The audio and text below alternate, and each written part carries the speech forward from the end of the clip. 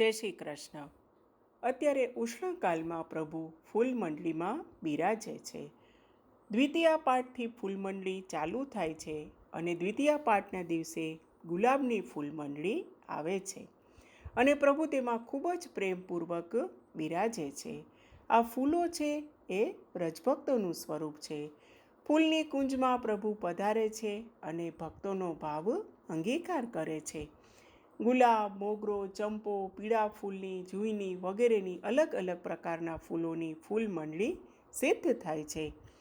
હવે જે ગુલાબ છે એ સ્વામીજીના અધર કપોલથી પ્રાકટ્ય થયું છે એટલે એ ભાવથી ગુલાબની આવે છે ફૂલમંડળી. પીળા ફૂલની રાધા સહચરીના ભાવથી આવે છે. ચંપાની સ્વામીજીના માનરૂપથી આવે છે. તે ઉપરાંત કમળની, તુલસીજીની વગેરેની પણ અલગ અલગ પ્રકારની ફૂલમંડળી સિદ્ધ થાય છે. રાજભોગની ફૂલમંડળી જે આવે છે એમાં ચારે યુથાધિપતિનો ભાવ છે અને જે સાંજના જે આવે છે ફૂલમંડળી તેમાં સખી તથા સહચરીના ભાવથી આવે છે. ફૂલન કી મંડલી બેઠે જहाँ રસિક ગિરિધારી, ફૂલન કી મંડલી બેઠે જहाँ રસિક ગિરિધારી. હવે આ જે ફૂલમંડળીમાં પ્રભુ બિરાજે છે એ અલગ અલગ પ્રકારના પુષ્પોથી આપણે ફૂલમંડળી સજાવીએ છીએ અને તે ઉપરાંત ગૃહ સેવામાં અને મંદિરમાં આપણે જે પ્રભુજીને માળાજી બનાવી અને સમર્પિત કરીએ છીએ એટલે કે અલગ અલગ જે પુષ્પો છે એ પરોવીએ છીએ અને માળાજીના રૂપમાં પ્રભુને સમર્પિત કરીએ છીએ, તેના ચરણોમાં ધરાવીએ છીએ.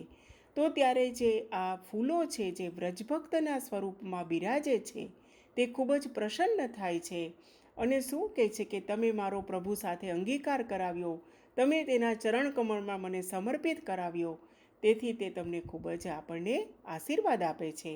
એટલે તો એવું કહેવાય છે કે જો કોઈ ભક્ત પ્રભુને રોજ સુંદર અલગ અલગ પ્રકારના પુષ્પો જે પ્રભુને આવે છે તે પરોવી અને જે માળાજી સિદ્ધ કરી અને ધરાવે તો પ્રભુ તો ખૂબ પ્રસન્ન થાય જ છે. સાથે સાથે વ્રજભક્તો પણ ખૂબ જ પ્રસન્ન થાય છે જે ફૂલરૂપી ફૂલમાં બિરાજે છે.